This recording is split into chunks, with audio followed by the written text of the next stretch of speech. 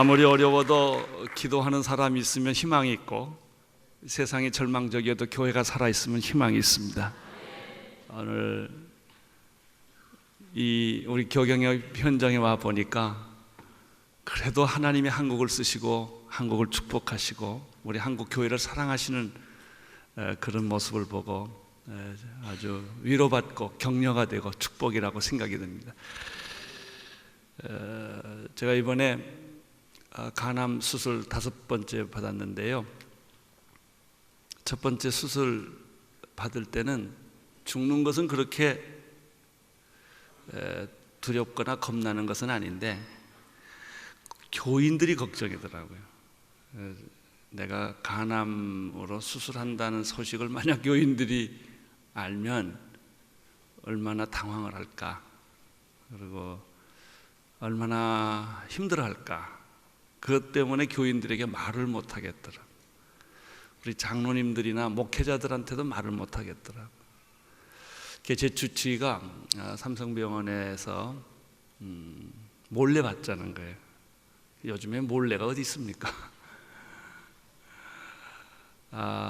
그래서 결국 우리 목사님, 동역자 목사님들이나 장로님들한테도 말하지 못하고 아내가 그때 미국에 있었는데 아내한테 연락을 해서 수술할 자리를 찾아보자. 그래서 일단 미국으로 가서 쉬러 간다고 말하고 미국 가서 수술을 받았습니다. 그때 제가 한 3가지를 깨닫게 됐는데, 첫째는 온누리교회를 어떡하나, 내가 만약에 수술을 받고 항암제를 맞고 교회 못 돌아오면 온누리교회가 적은 교회가 아닌데 다음 누가 목회자가 되는가라는 생각을 해보니까 깜깜하더라고.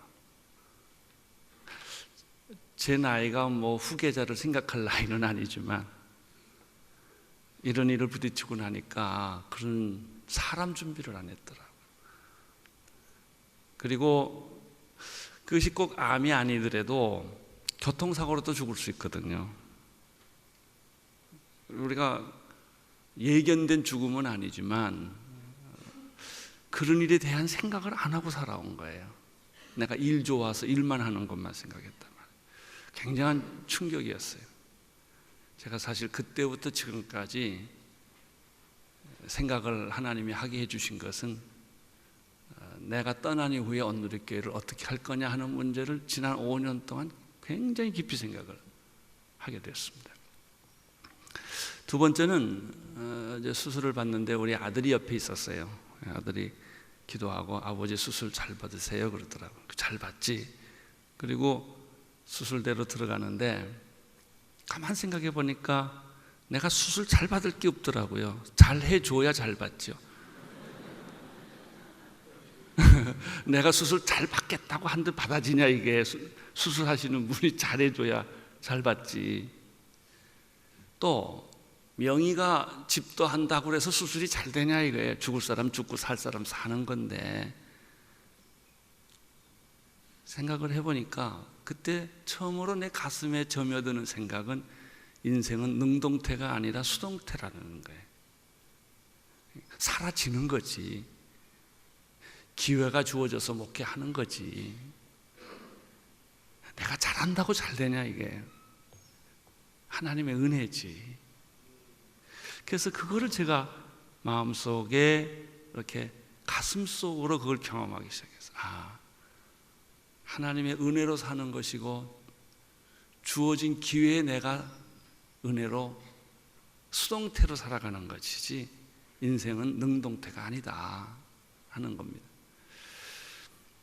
그리고 이제 3번째 제가 생각을 하게 된 거는 이렇게 사람이 자기가 원하는 길을 가지 않고 원하는 일이 안 됐을 때, 고난을 겪었을 때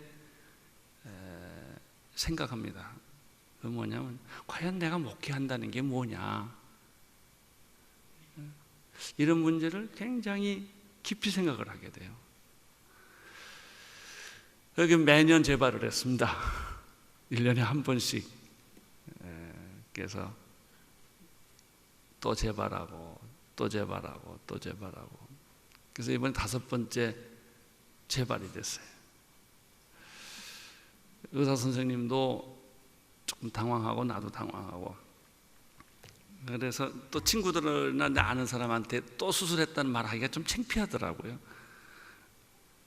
근데 우리 장로님들이 저한테 와서 무슨 말씀을 하냐면, 목사님 이번 수술은 수술 끝난 다음에 수술 잘 됐습니다 하고 교인들한테 말하지 말고 목사님의 약한 것을 교인들한테 고백하십시오 이러더라고요. 근데 그게 참 어려워요. 자기 약한 것을 고백한다는 게 쉽지가 않습니다. 제가 4번 다 안 했거든요. 다 수술 끝나고 돌아와서 수술 잘 받았습니다고 말했지 기도해달라는 말을 못했어요. 장로님들 얘기를 가만 들어보니까 그 말이 맞더라고요. 교인들한테 미리 고백하는 것이 어차피 알게 될 텐데 늦게 알면 섭섭하다는 거예요. 그래서 그렇게 하겠습니다. 그래서 대예배 때 제가 여기서 무릎을 꿇고 우리 장로님, 목사님들 나와서 안수하게 하고 전 교인들하고 같이 기도를 했어요.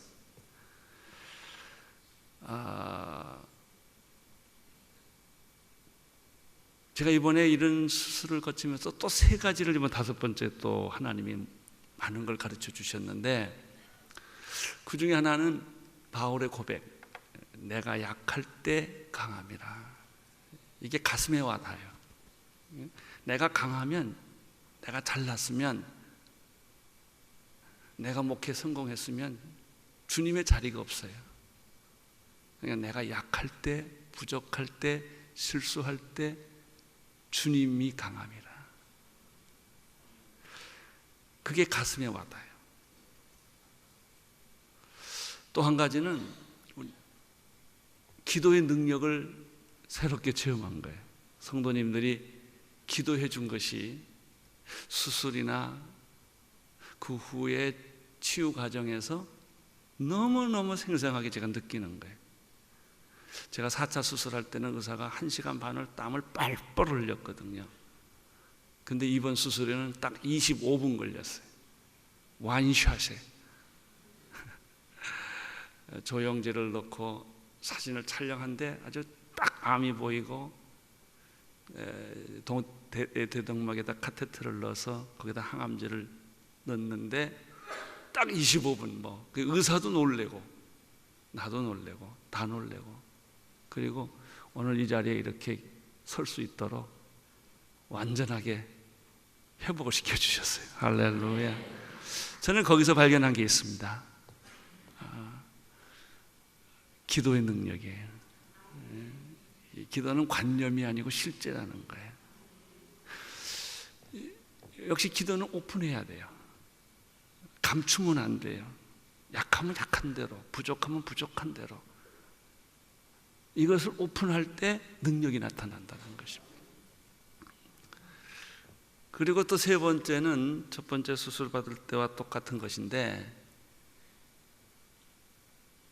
여러분 이 고난을 겪으면요 거품이 빠집니다.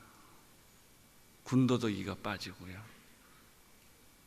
비전에도 군더더기가 있고 거품이 있습니다.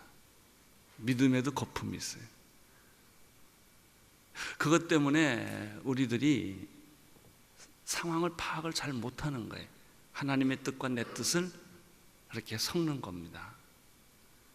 그리고 하나님의 뜻이라고 말하고 하나님의 비전이라고 말할 때가 있는 거예요. 시련을 겪으면, 가난해지면, 병들면, 실패를 하면 거품이 빠지기 시작을 합니다. 제가 이번에 수술을 하고 나서 제일 먼저 한 게 음식 조절이에요. 도시락을 싸들고 꼭 의사가 먹으라는 양의 음식만 먹었어요. 그랬더니 6kg가 빠지더라고요. 3주 만에. 여러분도 식사 조절하시기를 축원합니다. 그 군살 빼십시오. 뱃살도 빼고.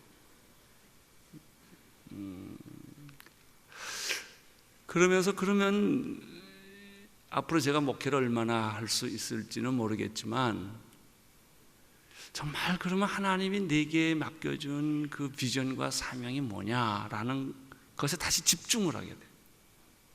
결국 남아있는 게 뭐냐?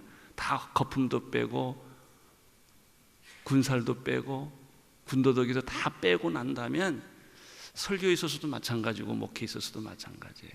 그게 남아있는 게 뭐냐? 내게 있어서는 그게 교회더라고요. 교회. 나는 자랑하고 어디 가서나 떳떳하게 말할 게 하나가 있어요. 난 24시간 교회를 생각하는 사람입니다. 그거 하나만 확실합니다. 내가 잘하고 못하고는 둘째치고 나는 교회를 위해서 목을 거는 사람이에요. 내가 이번에 김선일 군의 죽음을 보면서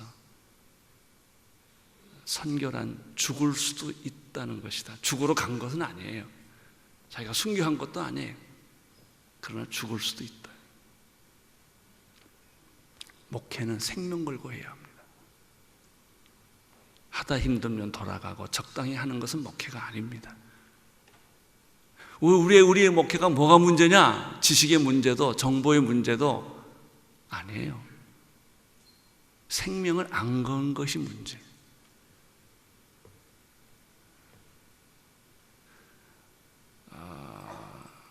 예수님의 꿈이 두 가지가 있어요. 신약을 정리해보면 첫째는 십자가 지는 꿈이에요. 그분의 생애 전체 말씀, 사역, 그분의 모든 것들을 보면 예수님은 사복음서 전체가 십자가에다 포커스가 있어요. 십자가의 길을 간 거예요. 그 길을 피하지 않았고 그 길을 외면하지 않고 그 길을 가신 것이 예수님의 꿈이었고 길이었어요. 또 하나가 있다면 교회를 세우는 것이 예수님의 꿈입니다. 돌아가신 이후에 이 지상에 남겨준 선물이 하나 있다면 그의 피로 사신 교회예요. 그 눈에 보이는 교회가 아니라 눈에 보이지 않는 교회예요. 제도적이고 교파적이고 교리적인 그런 교회가 아니라 그리스도의 몸인 하나님의 나라를 이루는 교회라 말이죠. 저는 이 교회론과 지난 19년 동안 온누리교회를 세우면서 내가 싸운 건 교회론입니다. 교회론이 성경적 교회론이 있어야 목회 철학이 나와요. 목회 철학이 있어야 예배와 사역과 설교와 가르침과 선교와 전도가 이게 실 풀듯이 쫙 풀리는 거예요. 그러나 많은 사람들하고 얘기해 보면 이 교회론이 흔들려요. 교회론이 이렇게 하나 이론이에요. 그래서 능력이 없는 거예요. 저는 이 교회론이 목회하는 데 있어서는 가장 중요하고 결정적인 것이다. 내가 자랑하는 게 하나 있는데 나는 우리 교회 어떤 누구보다 난 다 제일 잘한다고 내가 생각해. 어디에 먼지 있는 데까지 다 아니까. 구석구석 화장실까지 저는 부엌까지. 그만큼 교회를 생각을 많이 해요. 저는 어디 가나 디자인을 굉장히 연구해요. 왜? 교회에다 이걸 어디다 이렇게 붙일까? 어떻게 할까? 이런 생각을 하고 수술할 때도요. 저는 집 짓고 수술해요. 딱 들어가면 1시간이고 2시간이고 그게 지루하지가 않아요. 그 생각만 하면 빨려 들어가니까. 과연 교회란 무엇일까? 주님의 교회.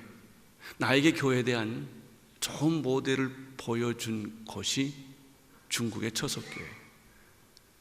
모태tung 지하에서 지난 50년 동안 선교사가 다 쫓겨나갔고 교회가 폐쇄됐지만 그럼 교회가 없어지냐? 아니에요. 제가 중국 교회의 처소교회 지도자들을 만나보면서 굉장한 충격과 도전을 많이 받았어요. 1000만 명이 되는 처석교회 스트림이 7개가 있어요. 그들은 전부 네트워킹이 되어 있더라고요. 삼자교회가 한 1400만 명 돼요. 그래서 공식적으로 우리가 발견할 수 있는 게 약 한 8400만 명이죠. 그래서 누가 그러더라고요. 지옥 가도 중국 사람이 많고 천국 가도 중국 사람이 많다.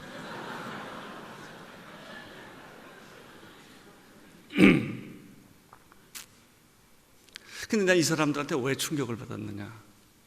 성경도 제대로 없지요. 교회도 없지요. 목사도 없지요. 신학교도 없지요.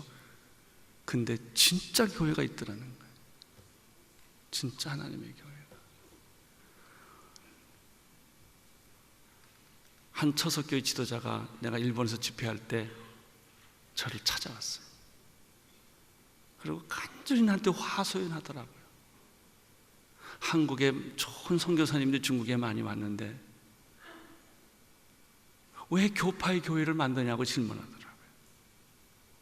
와서 다 자기 세력만 확장한다는 거예요. 우리 좀 가르쳐주면 좋을 텐데 킹덤 처치를 하지 않고 디노미네이션 처치를 한다는 거예요. 난 할 말이 없더라고요. 디노미네이션 처치를 한다는 거예요. 물론 교파에서 보냈으니까 그럴 수밖에 없겠지만, 그러면서 날 보고 킹덤 처치 하십시오 이러더라고요. 이분이 나한테 그 말 하러 왔다는 거예요. 우리는 한국 교회한테 배워야 합니다. 근데 그걸 가르쳐 달라는 거예요. 저는 그분의 얼굴에서 살아있는 교회의 모습을 봤어요. 제가 또 교회론에 굉장한 충격을 받은 것은 북한에 있는 지하교회, 봉수대 교회 말고요. 우리가 지금 볼 수 있는 북한의 그런 교회가 아니라 진짜 순교자의 가족들로 만들어진 북한의 지하교회에 실체가 있다는 걸 내가 접촉하기 시작을 했어요. 그분들과 편지를 받기 시작했어요. 그러면서 날 놀라게 한 거예요. 거기 목사가 없죠. 장로도 없지요. 신학교도 없지요. 그래서 목사가 없으면 교회가 잘 되는구나. 내가 그때 알았어요. 신학교가 없으면 교회가 순수해지구나. 내가 그걸 알았어요. 나한테 보낸 편지 중에 하나가 이런 게 있어요. 요즘 혼란스럽습니다. 우리가 먹을 게 없어 혼란스럽지만 자칭 예수라는 사람이 여기저기 나타났다는 겁니다. 북한에. 그러니까 말세대가 되면 자칭 예수라고 주장하는 사람이 생기는데 그 사람이 옳은지 그른지를 모르겠다는 거예요. 뭐 그런 얘기들이에요. 지난번에 돌아가신 우리 김사무엘 목사님 북한에 갔을 때 20대 남자 둘이 세례받으러 왔어요. 도대체 이 사람이 어떻게 세례까지 받게 됐나가 이분의 퀘스천이에요. 고려호텔에서 세례를 줬는데 엄마랑 온 거예요. 이 엄마가 모세같이 예수 교육을 한 거예요. 비밀리에. 근데 이 아이가 커서 신앙 고백을 하게 됐을 때 세례를 줘야 될 텐데 목사가 없는 거예요. 그래서 목사가 왔다는 소식을 듣고 어떻게 연결을 해가지고 자기 아들 둘을 끌고 와서 세례를 준 거예요. 나는 그 과정은 잘 몰라요. 근데 확실한 거는 20대 북한에서 자란 청년 둘이 세례를 받았다는 거예요. 그 목사님이 돌아와서 쇼크를 먹었더라. 내가 둘을 세례 주고 왔습니다. 제가 그때 퀘스천하는 거예요. 도대체 이 사람이 어떻게 교회도 없고 성경도 없고 찬송가도 없고 아무것도 없는데 이 신앙을 유전해서 받았겠냐 이거예요. 제가 북한에서 온 사람들하고 이 얘기를 해보면 들어본 다음에 내가 이런 생각, 우리가 만약 통일이 돼서 자유롭게 된다면은 기독교 순교 사화는 다시 써야 된다. 기막힌 스토리들이 있더라고요. 드러나지 않는. 이게 진짜 교회다. 서방의 교회가 중국의 순수한 초석교회들 다 오염시킨단 말이에요. 돈으로, 신학으로 말이죠. 정말 성령의 역사, 하나님의 교회, 하나님이 목회하는 교회, 그게 제 마음의 목회 그림입니다. 건물이나 제도나 방법이나 우리는 너무 익숙하게 테크니컬하게 훈련을 많이 받았어요. 저는 끊임없이 제가 생각하는 것은 온누리교회 외형적인 모습이 아니라 진짜 하나님의 교회, 그리스도의 몸인 하나님의 교회, 그리스도의 영원한 신부인 하나님의 교회, 하나님의 나라를 이 땅에 이루는 교회의 그 본질이 뭐냐라는 생각을 끊임없이 하는 거예요. 제가 여러 가지 부족한 것들이 많지만 그 생각을 하게 된 거예요. 저는 교회에 대한 질문을 두 가지로 합니다. 첫째는, 교회는 정말 주님의 꿈이시고 이 시대의 유일한 희망이고 대안인가? 난 여기에 대한 우리의 확실한 대답이 있어야 된다고 믿습니다. 교회가 살면 세상은 산다. 예? 교회가 무너지면 다 무너진다. 나는 오늘 우리 시대에, 우리 국내나 국외나 오늘 우리 시대의 문제는 교회의 절망이에요. 교회가 무너지기 때문에 레스비안, 게이 이런 것들이 물밑 세상적 사고방식, 포스트 모더니즘, 종교다원주의 등등등등이 파도처럼 밀려오는 것은 교회가 뚝이 무너졌기 때문에. 이 말을 뒤바꾸면 뭐예요? 교회가 뚝을 다시 만들면 그건 숫자도 아니고 그것은 제도도 아닙니다. 정말 하나님의 교회가 중국에 있는 초석교회처럼, 북한에 있는 지하교회처럼 정말 살아있는 교회, 순교하는 교회, 생명을 거는 교회들이 몇 개만이라도 있으면 죄악의 물결을 막을 수 있다 이거예요. 교회는 이 시대에 아직도 유일한 희망이고 대안이다 말이죠. 오늘 우리가 지금 우리 정치적 절망과 경제적 이 난관을 뚫고 나갈 수 있는 것, 교육의 이 부재를 뚫고 나갈 수 있는 것도 대안은 교회다 이거예요. 우리가 만들어 놓은 제도적인 교회, 그런 디노미네이션 처치가 아니라 예수님께서 꿈꾸시는 바로 그런 교회들이 순교적인 각오를 가지고 있다면 그것이 희망이다. 미국도 마틴 루터 킹 이후에 순교자가 없어요. 한국도 교회가 많이 컸지만 순교자가 없습니다.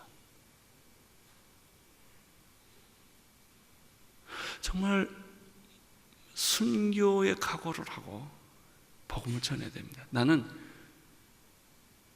김선일 군이 본의 아니게 참수를 당했지만 그 죽는 방법도 너무 잔인하게 죽었습니다. 예수님이 잔인하게 죽임을 당했죠. 나는 그 피가 반드시 이라크에 복음화를 만드는 씨라고 생각해요. 될 겁니다. 이라크는 변할 거예요. 순교의 피가 뿌려졌으니까. 한국 교회가 살아날 수 있는 거는, 교회 갱신은 누군가 죽어야 됩니다. 병들어 죽든 배고파 죽든 매 맞아 죽든 감옥에 가서 죽든 예수 이름으로 죽어야 된단 말이에요. 순교의 피를 뿌리지 않고는 다시 살아나는 법이 없어요.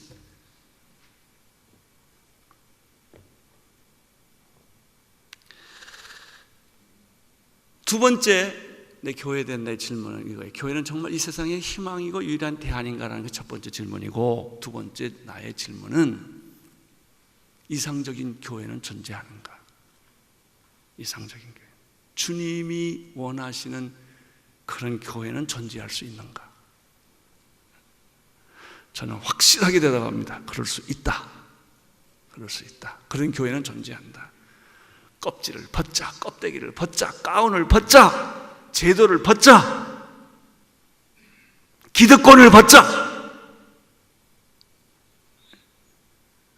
이 제도권적 교회는 세상을 변화시키지 못합니다.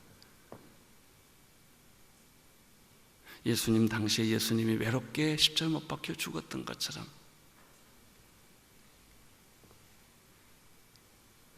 과연 초대교회, 이 로마와 초대교회를 변화시켰던 교회가 실체가 존재하는가? 그게 있다. 그 모델이 있다. 그것이 사도행전적 교회다. 내가 어떤 지역에서 목회를 하든 어떤 사람들을 대상으로 목회를 하든 간에 그것이 캠퍼스건 노동자 세계건 그것이 선교지건 그것이 시골이건 농촌이건 어디든지 간에 그건 중요하지 않아요. 그런 형태는 북한이건 중국이건 뭐 달나라건 그건 중요하지 않아요. 중요한 것은 어떤 종류의 교회냐 이거예요. 저는 그것을 가리켜 사도행전적 교회다라고 말합니다. 그것은 역사상 실체였습니다. 예수님이 말하는 교회로는 실체가 안 보이는 거예요. 그건 DNA예요. 그러나 사도행전적 교회는 눈으로 보고 손으로 만지고 귀로 듣고 경험할 수 있는 교회예요. 그게 10가지가 있다는 거예요.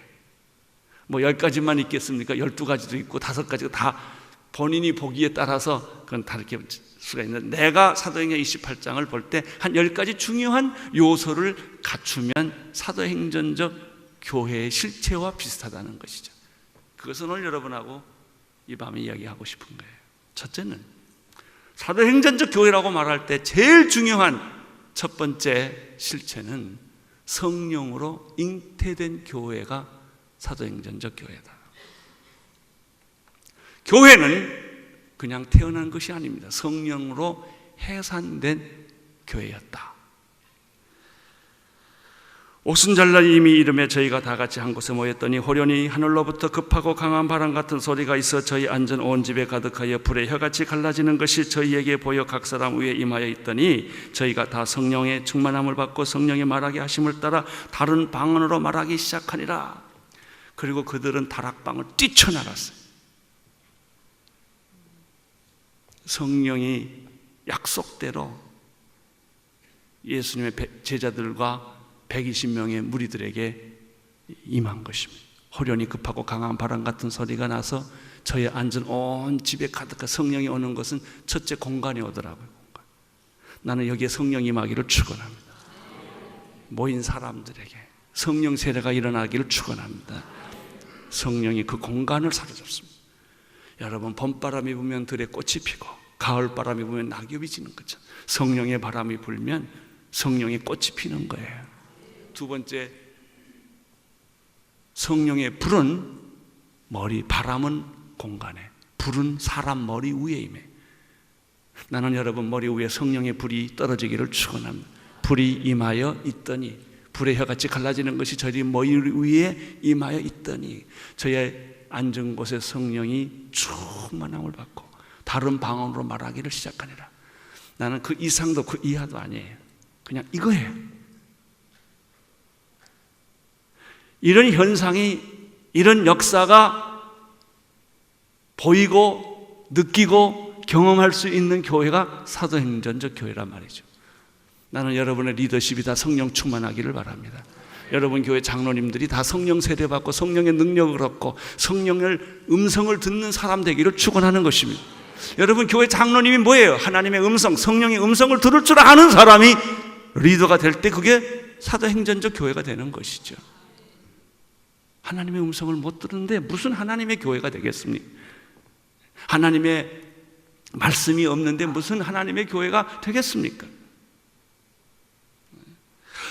사도행전적 교회의 첫 번째 특징은 오순절날 성령이 임했던 것처럼 그런 성령의 역사들이 실제로 경험되고 이야기되고, 그리고 그 역사들을 우리가 볼 수 있어야 한다는 것이죠. 나는 우리 목사님들이 다 성령에 충만한 설교하기를 바라고, 그렇게 기도하고 그렇게 능력 있고 그렇게 안수하시고 그렇게 말하고 치유하고 회복하는 그런 능력이 있게 되기를 축원하는 거예요. 이게 본질입니다. 이게 핵심이고 이게 본질이에요.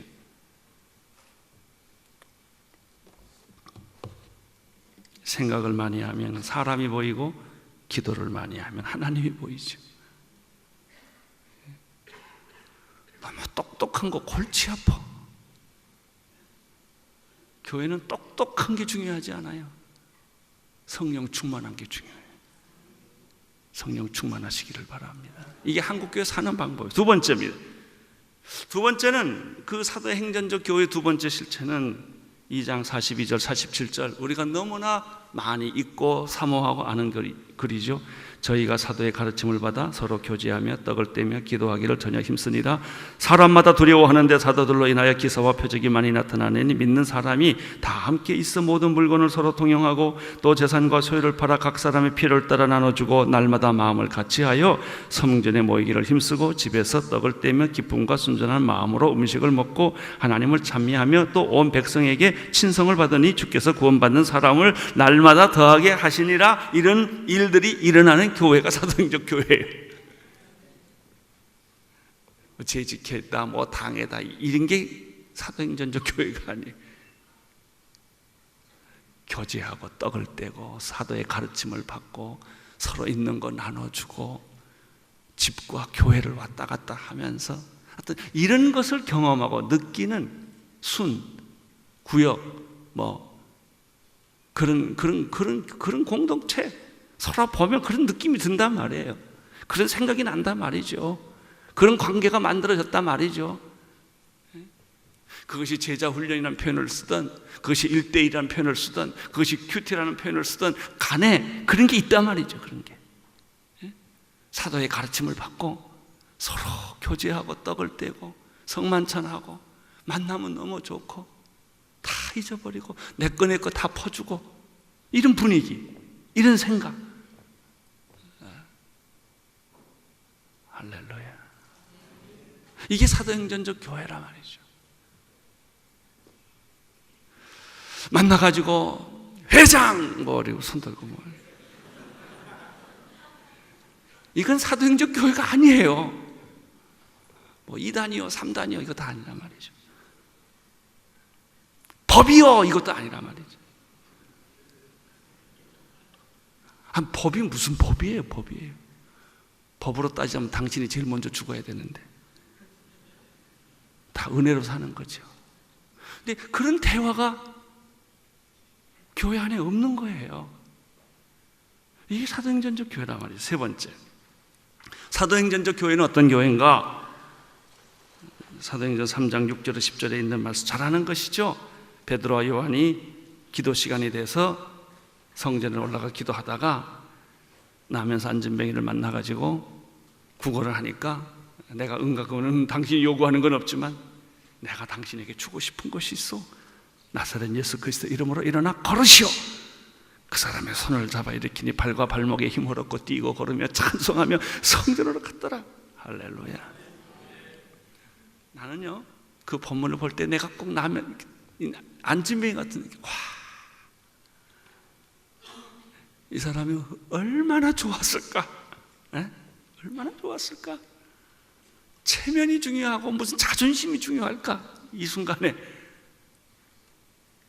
사도행전적 교회는 어떤 교회냐? 날마다 기적을 경험하는 교회다 이게.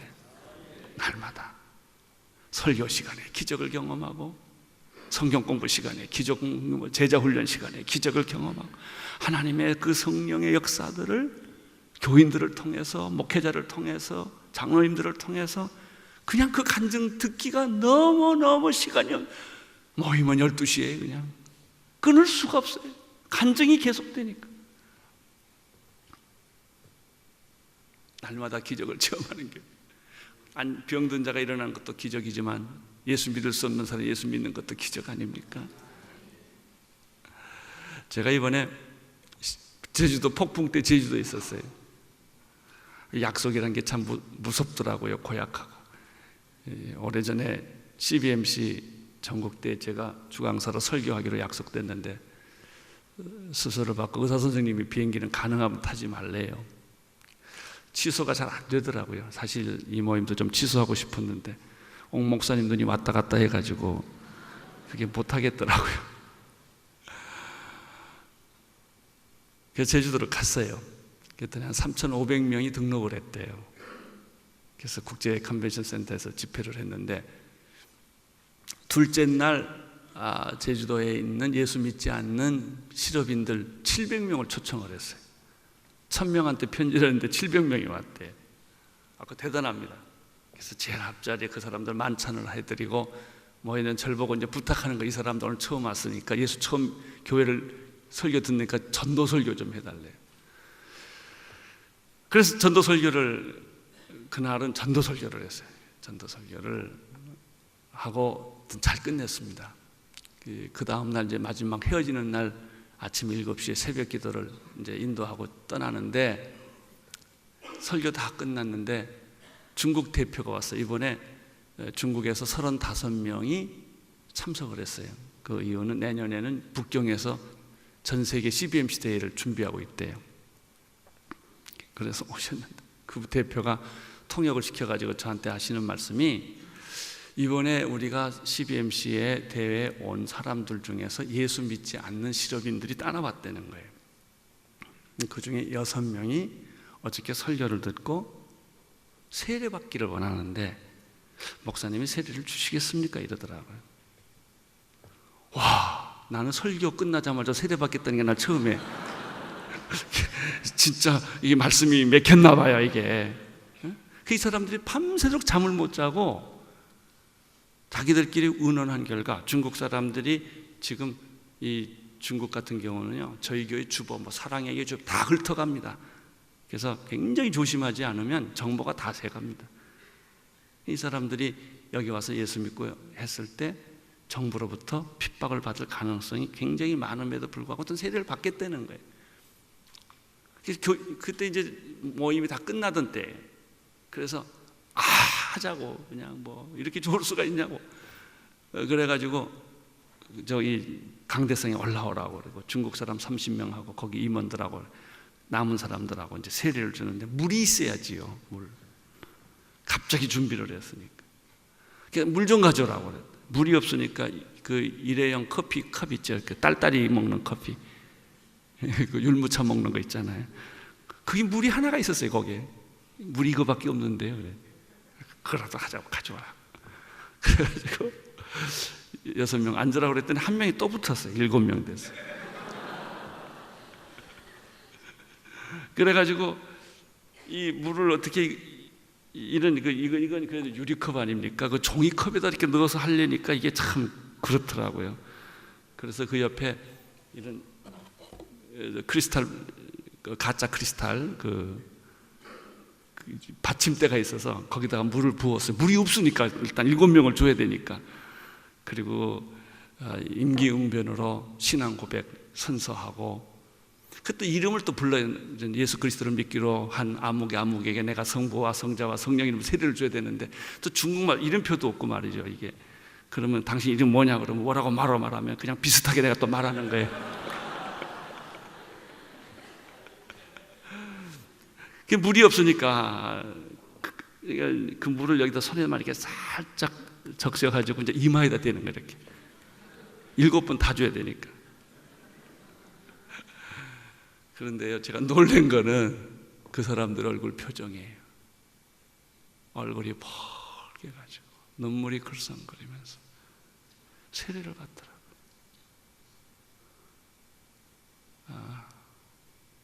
여러분, 그게 기적 아니겠습니까? 교회 날마다 이런 일이 있는 거예요. 세례받는 수가 날마다 더하더라. 예수 안 믿을 사람 믿고 세례 안 받을 사람 받고 변하지 않을 사람 변하는 그런 간증들이 매일 있는 거예요. 매일 목사님한테 뛰어와서 목사님 이런 일이 있었습니다. 이런 일이 있었습니다. 이런 일이 있었습니다. 할렐루야. 이게 사도행전적 교회란 말이죠. 때로는 암이 났고 때로는 병이 들고 났지만 그런 일들이 있었다는 것입니다. 사도행전적 교회는 어떤 교회냐? 사도행전 4장 1절 4절 보면 사도들이 백성에게 말할 때 제사장들과 성전 맡은 자와 사두개인들이 이르러 백성의 가르침과 예수를 들어 죽은 자 가운데서 부활하는 도전함을 싫어하여 저희를 잡음에 날이 이미 저문 거로 이튿날까지 가두었으나 말씀을 듣는 모든 사람 중에 믿는 자가 많으니 숫자가 5천 되었다. 이렇게 되어 있어요. 8장에도 또 그렇게 되어 있고요. 사도행전의 특징이 뭔지 아세요? 서퍼링이에요. 고난이에요. 우리가 예수 믿는다고 사람들이 환영하지 않고 복음을 전한다고 사람들이 박수 쳐주지 않고 고난이 있단 말이죠. 고난. 사도행전의 주제가는 고난입니다. 그래서 흩어지는 거예요. 예루살렘 교회는 깨진 거예요. 빠개진 거예요. 그래서 빌립도 떠나고 사마리아로 떠나고 다 떠나는 거예요. 이게 교회다. 이게 진정한 교회는 서퍼링 처치다. 고난을 겪는 것이다. 그러나 고난을 두려워하지 아니하고 고난을 정면 돌파하는 것이다. 고난 중에서도 성장하는 교회, 고난 중에 성숙해지는 교회, 고난 중에 부흥하는 교회의 모습. 교회의 최대 위기는 안정권에 들어간 겁니다. 이번에 기본스가 저희 플러그인 집회 또 오는데 금년 3월 달에 저희 파워웨이브 때 왔어요. 이 사람은 어머니는 한국 사람이고 아버지는 미국 사람이에요. 이번에 와서 강의를 하는데 굉장히 충격을 받았어요. 주제 특강을 하는데 간증을 하더라고요. 자기 어머니는 아메리칸 드림을 가지고 한국에 있을 때 미국의 지아이와 결혼했다는 거예요. 자기를 낳았다는 거예요. 그래서 남편 따라 미국을 갔는데 온갖 천대와 구박을 다 받았다. 그런 얘기를 자기 패밀리 히스토리를 부끄럼 없이 다 얘기를 하더라고요. 그래서 어머니는 바느직사를 하고 남편은 딴 여자를 얻고 결국은 얻어맞고, 그래서 남편한테 사랑을 받아보려고 자동차도 싹반에서 사주고 집도 사줬는데 다 가지고 날라버렸다는 거죠. 어머니는 화가 나서 술을 먹고 약에 손을 대고, 자기는 그 어머니가 너무나 불쌍해서 자기의 평생 비전은 우리 어머니 좋은 차 사주고 좋은 집 해주고 행복하게 만드는 게 이 기본스의 비전이었어요. 근데 그 어머니가 어느 날 고속도로에서 음주운전하다가 교통사고로 즉사했어요. 어머니의 아메리칸 드림은 끝났다는 거죠. 동시에 자기 어머니를 잘해주고 싶었던 자기의 드림도 끝났다는 거예요. 그런 얘기를 막 하더라고요. 그러면서 하시는 말씀이, 그때 자기가 기도했대요. 내가 어떻게 살아야 합니까? 이제 어머니가 없는데 내가 어떻게 살아야 돼? 그때 하나님이 나를 위해 살아라. 그래서 신학교를 갔어요. 그래서 그 사람이 신학교를 들어가서 공부를 하고 주님의 종이 됐어요. 그리고 지금은 얼바인에서 3,000명이 모이는 다민족 교회, 특별히 중국, 코리안들을 20대, 평균 20대, 30대 미국에서 제일 아주 성공적인 교회를 했어요. 이번에 매트릭스를 하기 때문에 이번에 엘바인에 하고 LA에 한 400몇 명의 교회를 하고 이번에 뉴욕에 교회를 또 만들었더라고요. 매트릭스를 짜는 거예요. 그분이 지난번에 저희 교회 오셔서 집회를 하는데 교회가 너무 부흥이 돼가지고 땅도 몇십 에이커 사고 헌금도 다 걷어놓고, 그리고는 자기가 교인들한테 선언한 거예요. 이게 위기입니다. 우리 교회는 위기의 시간에 접어들었습니다. 전 교인에게 금식을 선포했어요. 다시 생각합시다. 우리가 어디로 가야 하는지 다시 생각합시다. 그래서 전 교인에게 40일 금식을 선포했는데 70%가 따라왔대요. 그래서 와, 어떻게 40일 기도를 교인이 다 70%가 따라했을까 그랬더니 미국식 기도는 한국식 기도하고 달라요. 금식 기도는, 미국식 기도는 빨대 금식이에요. 그거 아세요? 빨대로 먹는 거 다 먹는 거예요. 우유도 먹고 생식도 먹고 햄버거도 갈아도 먹고, 그렇게 40이라는 거예요.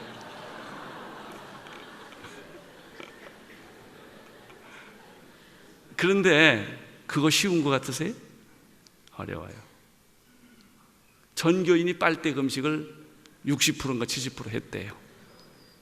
그걸 하는 동안에 우리 여기 마크체 목사님이 오셨는데 그걸 가만 듣더니 이 사람이 아이들어서 꼭 음식만 금식해야 금식이냐? TV 금식하자. TV 중독 걸린 사람, 쇼핑 중독 걸리는 쇼핑 금식, 커피 금식, 자기가 좋아하는 건 끊어보자는 거죠. 그것도 말이 되더라고요. 그런데 그렇게 금식을 하고 나니까 교회에 기적이 일어나기 시작한 거예요. 예, 여러분, 안정한다는 것은 위기라는 뜻이에요. 우리는 안정하기를 원해요. 편안하기를 원해요. 하나님은 사도행전에 보면요, 초대교회가 안정권에 들어갈 때마다 흩어버려요. 이 지상에서는 안정이 없어요. 편한 게 없다고요. 교회가 커지면 1,000명이 되면 2,000명이 되면 3,000명이 되면 천만의 말씀. 사도행전적 교회의 중요한 코드는 서퍼링이었다.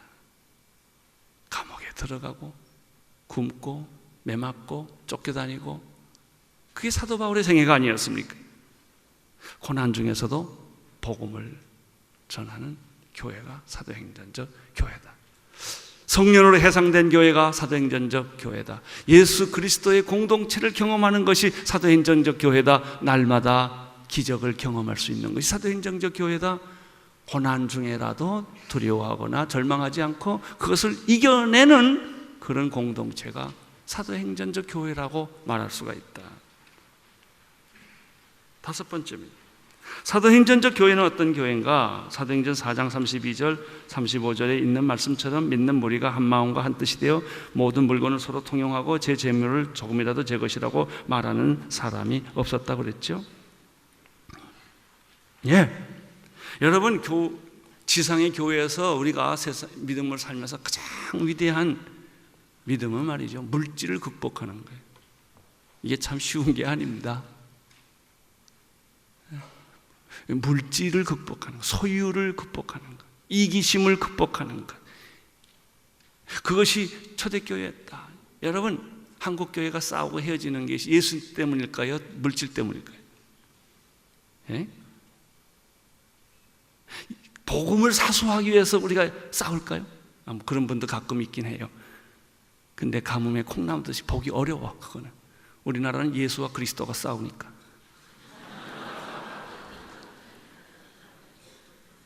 많은 걸 보면 재산 싸움이에요. 기득권 싸움이고요, 권력 다툼이에요. 국회보다 저지를 때가 한두 번이 아니에요. 여러분, 그런 멘탈리티를 가지고 어떻게 세상이 변화됩니까? 초대교회가 능력이 있었던 것은 물질의 유혹을 넘어섰다. 다 서로 통용하고 나누고 라고 하는 것이었다. 이것이 초대교회였다. 우리는 돈 그러면 교회에서 얼마나 예민해. 세상보다 더 치사하게 예민하다. 돈 가지고 사람을 후려치고 조종하고, 세상에 먹는 거 가지고 사람 조종하는 게 제일 치사하고요, 돈 가지고 사람 부리는 거 웃기는 거예요. 이게. 그건 사도행전적 교회라고 할 수가 없어요. 아무리 유명하고 아무리 전통이 있고 아무리 멋있어도 권력 다툼이 일어나고 재물의 분쟁이 일어나는 것은 사도행전적 교회가 아니에요. 사도행전적 교회의 여섯 번째 특징은 정직과 순결과 거룩이라는 것이죠. 이것이 사도행전 5장에 나오는 아나니아와 삽비라 사건. 너무 잘하니까 안 읽고 그냥 넘어가겠습니다. 여러분, 아나니아와 삽비라의 얘기의 포인트가 뭐예요? 베드로가 하는 말 있잖아요. 언제 헌금하라고 그랬냐? 헌금 안 한들 하나님이 그거 가지고 화내는 게 있냐? 왜 헌금했다고 해놓고 속이냐? 이게 삥땅했냐? 이게. 그리고 아나니아 삽비라가 즉사하지 않아요? 이 기준으로 보면 살아남을 사람에게 하나도 없어. 나를 포함해서. 그게 무슨 얘기예요? 교회의 본질은 거룩이다. 이게. 교회의 본질은 정직이다. 교회의 본질은 순결이다. 이런 교회가 사도행전적 교회고, 그런 교회가 능력이 있는 것이다. 물질을 이길 수 있고 명예와 세상의 권력을 이길 수가 있는 그런 힘은 어디서 오는가? 순결이 힘이다. 정직이 힘이다 하는 것이죠.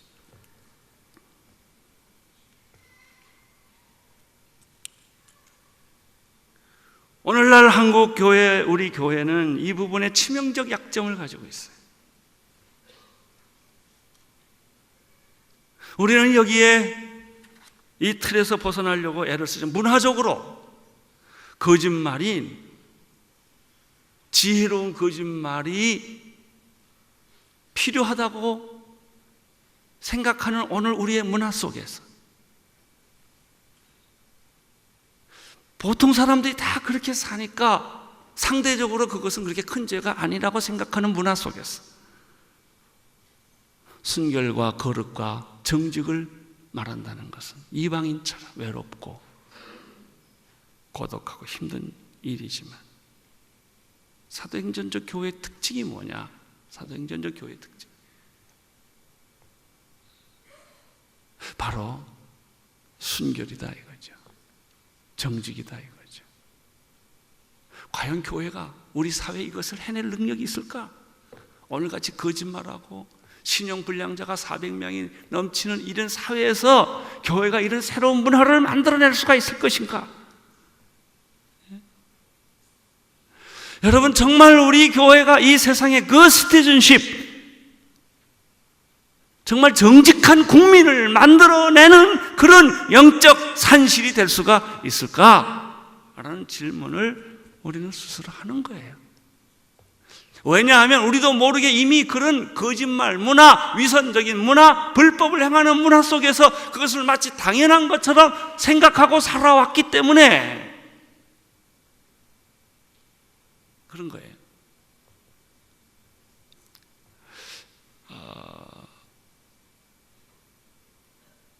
인도네시아인가요? 그 나라에서 어떤 사람들이 예수를 믿었는데 목사님들이 모여서 회의를 했답니다. 그 선언문을 발표했는데 우리는 더 이상 축첩하지 말자, 이런 회의를 했대요.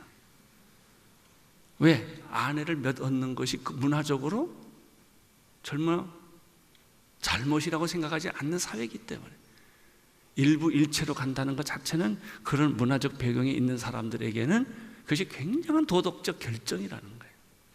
왜? 세상 사람 다 그렇게 안 하고 살기 때문에. 사도행전에서 아나니아와 삽비라를 하나님이 베드로를 통하여 제거했던 사건은 이런 면에서 우리에게 경종을 울리는 사도행적한 사건이었다 하는 것이죠. 자, 7번째로 가겠습니다. 사도행전 교회는 어떤 교회인가? 영적 지도자를 세우는 교회였다. 평신도 지도자를 세우는 교회였다. 사도행전 6장 3절 7절에 보면은 헬라파 유대인과 히브리파 사람들이 서로 싸울 때 이렇게 말하지 않습니까? 성령과 지혜가 충만한 사람 집사를 택하고 우리는 말씀과 기도하는 전문하고 리더를 세우는 것이 있습니다. 여기서 중요한 것은 진정한 사도행전적 교회는 한 사람이 독점하는 교회가 아니다. 리더십을 나누는 교회다. 우리 한국 교회에 빨간 등이 켜져 있는 것이 이 부분이에요. 리더십을 나누지 못한다는 거예요. 그래서 리더십 싸움이 생기고 누가 독점하느냐, 장로가 독점하냐, 목사가 독점하느냐, 한 번 잡으면 또 절대 안 내놔요. 그래서 이런 양극화된 현실이 많죠. 정말 평신도가 이 세상을 변화시킬 수 있는 주인공인가? 여러분, 목사는 이 세상을 변화시키는 주인공이 아니에요. 우리는 나 같은 경우 여러분 마찬가지일 거예요. 난 24시간 악을 써도 예수 믿지 않는 사람 하루에 한 사람도 못 만나. 아침부터 저녁까지 다 믿는 사람들에 둘러싸여 있어요. 우리 부목사한테 둘러싸여 있고 장로들 둘러싸여 있고. 그래서 내가 그냥 막 마음을 먹고 애를 쓰지 않으면 예수 믿지 않는 사람 만날 방법이 없는 사람. 아침부터 저녁까지 새벽 기도부터 시작해서. 그런데 어떻게 세상을 변화시켜요? 평신도들은 매일 예수 안 믿는 세상 속에 사는 사람들. 여러분, 세상을 변화시키는 그들이 세상을 변화시키는 거예요. 그 목사는 뭐 하는 사람이에요? 그 평신도들을 코치하고 감독하고 도와주는 거예요. 여러분, 감독이 그라운드에 가는 거 봤어요? 감독이 선수가 잘못한다고 뛰어들어가면요, 그 게임은 그냥 끝난 거예요. 그냥. 우리 목사는 목사의 위치를 알아야 돼요. 그런데 한국교회 불행한 것은요, 어느 큰 교회, 좋은 교회는 그 목사가 유명하지 그 교회 평신도가 유명한 사람이 별로 없다는 거예요. 아무개 교회 이렇게 말하는 거예요. 세상이 변하겠냐 이게. 평신도들에게 리더십을 돌려줘야 된다 이거죠. 믿어줘야 된다 이거죠. 그들이 세상을 나가서 변화시킬 수 있도록 교회의 리더십을 나누는 비전 드림팀을 만드는 환상적인 팀을 만들어서 움직이는 데가 초대 교회였고 그것이 사도행전적 교회였다는 것이죠. 리더십의 문제입니다. 리더십.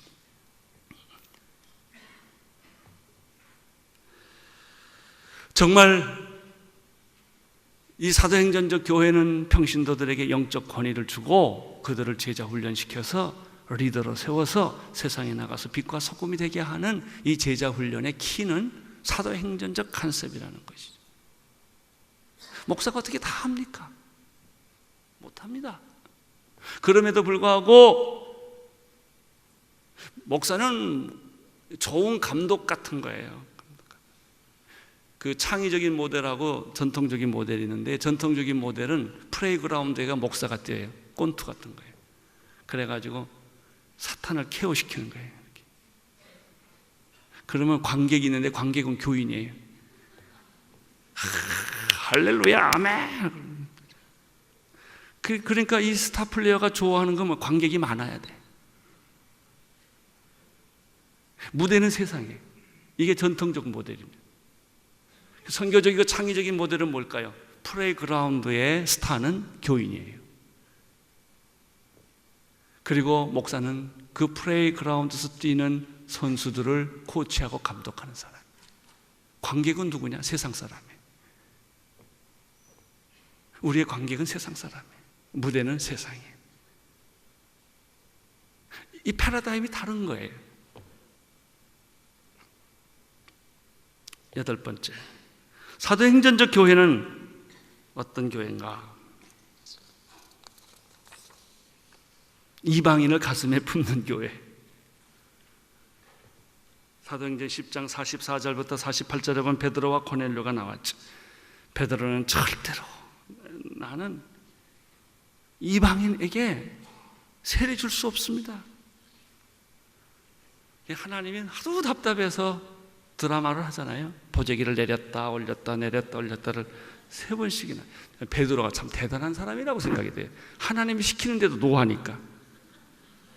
하나님의 이름으로 No! 나 그런 거 해본 적도 없고 할 수 없다 이거예요. 하나님이 아니 내가 하라는데 왜 그러냐 이게. 우리가 이런 게 참 많습니다. 전통과 역사에 관행에 묻혀서 해야 될 일을 못할 때가 얼마나 많은지 몰라요. 하나님이 원하시는데 드디어 베드로가 세례를 주지 않아요? 그러면서 이 사람 세계관이 깨지는 거예요. 세계관이. 믿음의 세계가 깨지고 그 사람의 패러다임이 전환이 온 거예요. 이렇게 생각하는 것만이 예수 가장 잘 믿고 전통적이라고 생각했던 그 패러다임이 깨지는 것이죠. 교회의 본질은 무엇일까요? 끼리끼리 노는 게 아닙니다. 다른 사람을 가슴에 품는 거예요. 다른 민족을 가슴에 품는 거예요. 나와 문화가 다르고 언어가 다르고 가치관이 다른 사람들을 예수 그리스도 이름으로 한 형제가 되는 거예요. 백인이나 흑인이나 노인이나 젊은이나 남자나 여자나 동양이나 서양이나 우리는 그리스도 안에서 한 형제요. 내 겹 하나 내 겹 하나. 여러분, 우리는 예수님을 잘 믿다가 교파의 벽을 너무 높이 담을 쌓은 거예요. 예수님이 안 보여.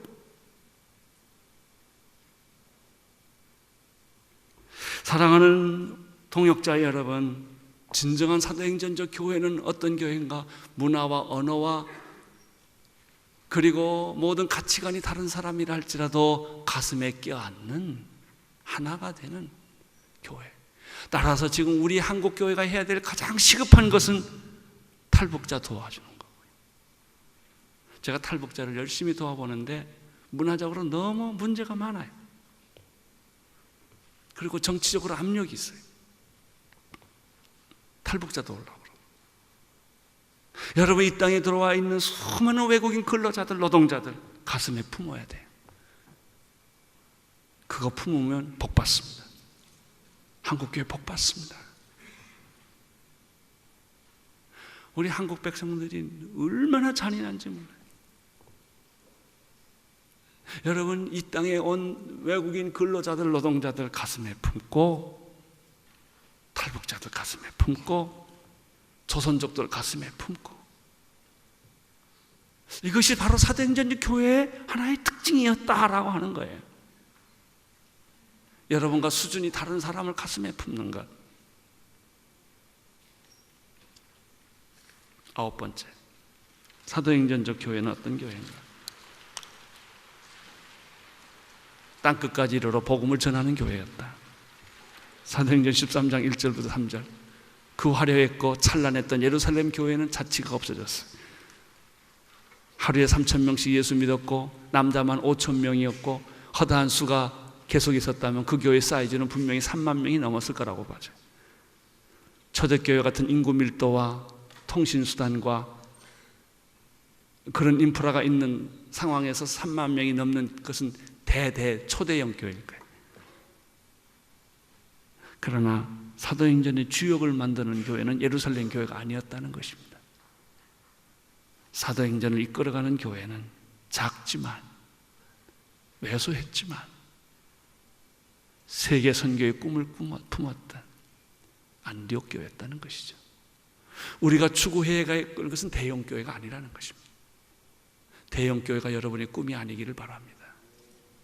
저도 본의 아니게 큰 교회를 하는 사람이지만 큰 교회는 갈 길이 없는 교회입니다. No way. 할수록 느끼는 것은 no way. 이런 형태로 계속 가서는 문제가 있다를 매일 절감합니다. 저는. 그래서는 저희 교회를 한 30개로 다 쪼개서 분산을 시켜야 되겠다는 생각을 한 거예요. 사도행전을 끌고 가는 것은 안디옥 교회였어요. 안디옥 교회는 바나바와 바울이 첫 선교사로 떠난 교회라는 걸 잘 아시죠? 제가요, 우리 언누리께서 교회 처음 세울 때 사도행전 시작했거든요. 그리고 13장 공부할 때 내가 하나님께 기도하고 교인한테 선포했어요. 우리가 13장 설교할 때는 선교사 하나를 보냅시다. 그 당시엔 제가 제 개인 월급 받거나 생활 받지 않고 선교사부터 월급을 주고 생활비를 보냈어요. 그때 우리가 첫 선교사로 선택한 사람이 김우정 선교사님이었어요. 그 다음에 한정국 선교사님을 저희가 보내기로 했었어요. 그날 13장 공부하는 날 김우정 선교사님 부부를 초청해서 같이 예배를 드리고 이 설교를 하고 선교사로 정식으로 파송을 했어요. 그랬더니 우리 교인 하나가 나한테 찾아왔어요. 에이 목사님, 그건 사도행전이 아닙니다. 그래. 아니, 뭐가 아니냐, 우리가 오늘 선교사로 파송하지 않았냐 그랬더니 사도행전 13장은 바울과 바나바가 갔습니다.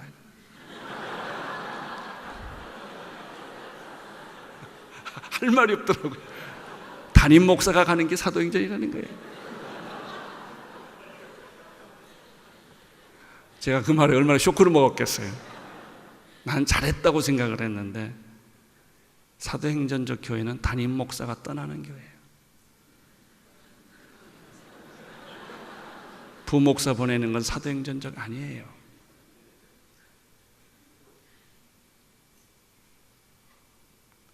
왜? 나도 아직 못 가고 있으니까. 제 아내도 선교사로 헌신했고 나도 선교사로 헌신해 서로 만나서 결혼하게 됐는데 제 아내는 뉴질랜드에서 신학을 할 때 선교단체 10곳에다 편지를 해서 선교사로 가겠다고 다 거절당했어요. 그래서 나한테 시집을 오게 된 거예요. 내가 선교지인가 봐요.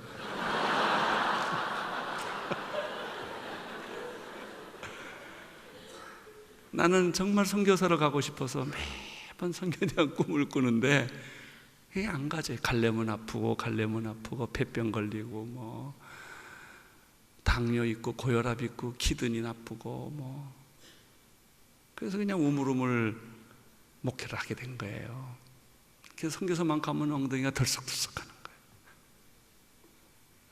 저희 교회 의사 선생님이 50대 연변으로 간 치과 의사 선생님이 있는데 그분이 어느 날 잠깐 귀국을 했어요. 목사님 나 좀 봅시다. 그래서 선교사가 보자고 그러면 또 겁이 나요. 그래서 카피탈 호텔에서 아침을 먹는데 한참 먹더니 이래요. 에이 목사님 온누리교는 다른 사람한테 맡기시고 온누리교 할 사람 많아요. 맡기시고 목사님은 날 따라오세요. 그러면 병 다 날 거예요. 또 병 난다니까 또 마음이 흔들리더라고요.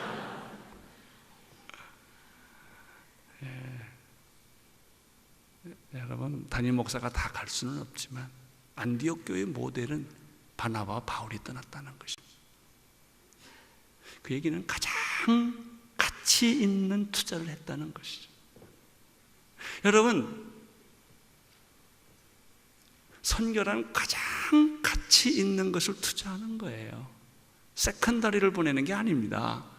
우리 목회 다 하고 남는 돈 보내는 것도 아니고, 내가 이러더라고. 우리 교회 이제 하는 게 7년 된 교회 나가라고 아주 몇 년 전부터 악을 쓰거든요. 그런데 좋은 사람은 좀 있었으면 좋겠어. 내 마음에. 목사는 5년 되면 떠나거든요.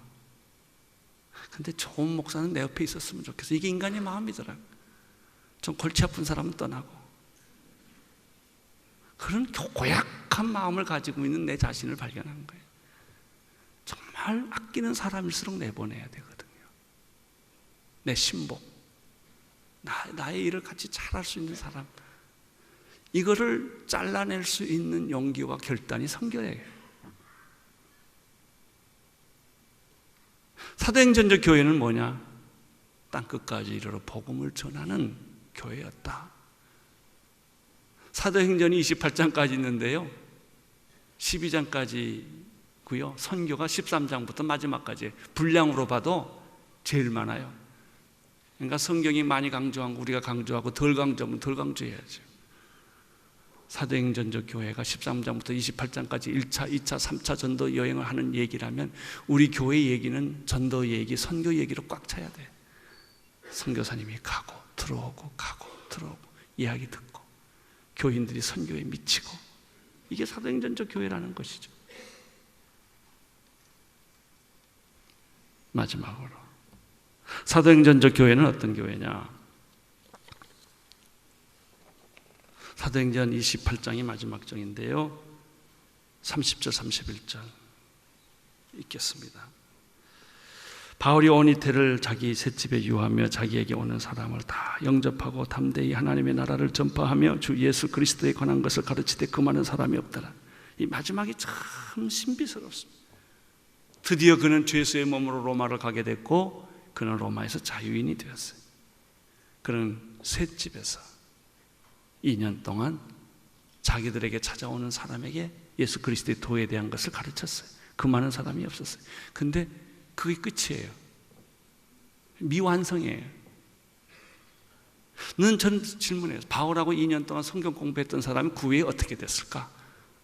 그들이 집으로 돌아갔을까? 성경 공부 끝나고 끝났을까? 아니에요.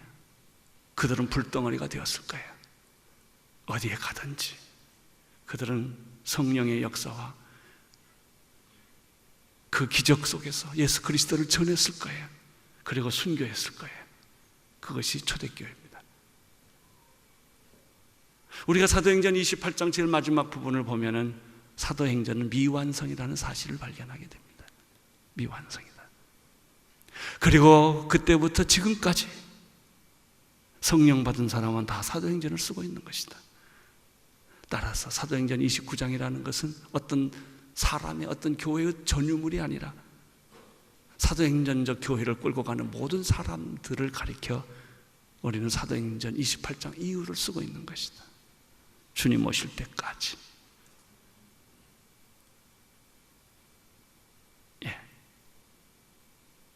나는 10가지를 이야기를 했습니다. 여러분의 교회는 이 사도행전적 기준에 의하면 얼마나 비슷합니까? 얼마나 크냐 작냐는 중요하지 않아요. 누가 말한 것처럼 sitting capacity가 중요한 게 아니라 sending capacity가 중요한 것이다. 얼마나 많이 모였느냐는 중요한 바로 그건 기준이 아니다. 얼마나 크냐도 기준이 아니다는 거예요. 얼마나 사도행전적이냐.